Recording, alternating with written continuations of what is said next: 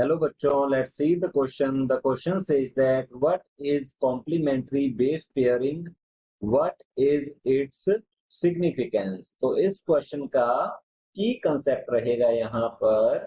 की कंसेप्ट है DNA.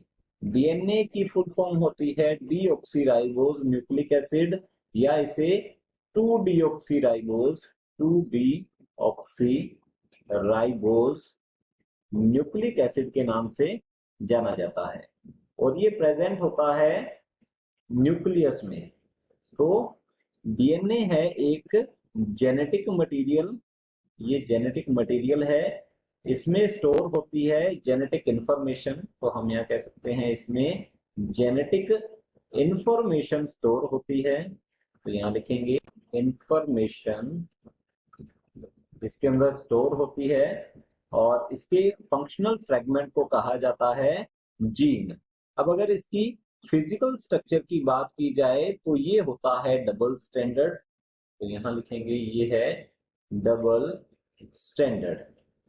DNA के अगर मोनोमर की बात करें हम, डीएनए एक पॉलीन्यूक्लियोटाइड होता है, मीन ये एक पॉलीमर है। और अगर इसके मोनोमर की बात की जाए तो मोनोमर होते हैं इसके न्यूक्लियोटाइड्स।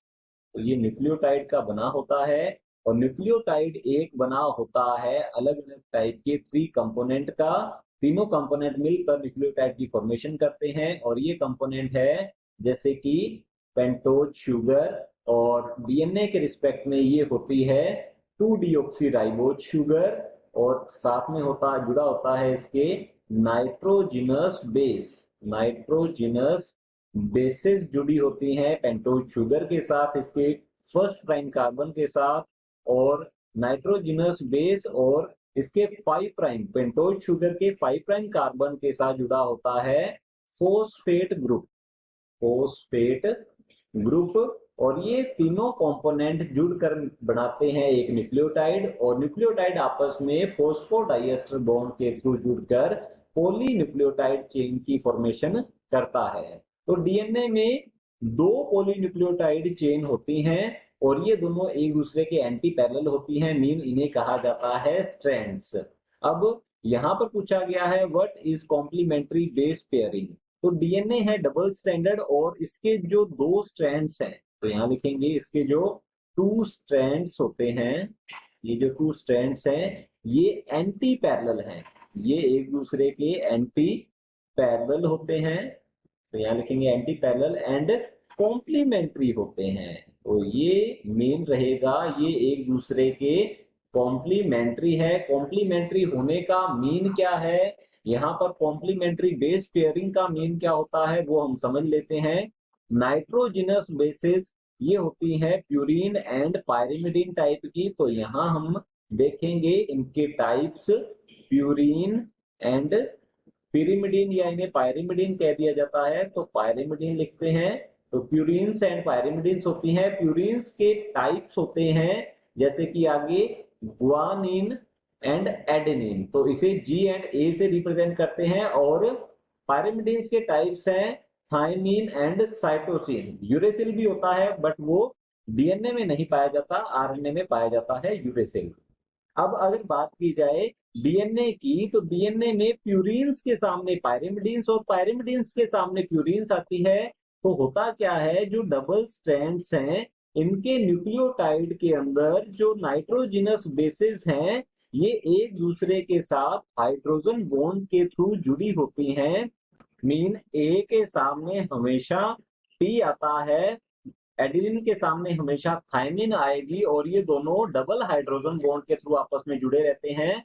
और गुआनिन के सामने हमेशा आता है साइटोसिन, और इनके बीच में होता है ट्रिपल हाइड्रोजन बॉन्ड, और ये है बेस पेयर। तो यहाँ लिखेंगे ये बेस पेयर होते हैं, और ये बेस पेयर पाए जाते हैं डीएनए में। मीन एडेनिन के सामने थायमिन, थायमिन के सामने एडेनिन आएगा, ग्वानिन के सामने साइटोसिन, एंड साइटोसिन के सामने हमेशा ग्वानिन वाला ही न्यूक्लियोटाइड आता है।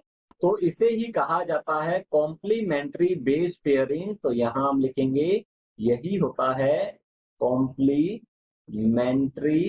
Base pairing.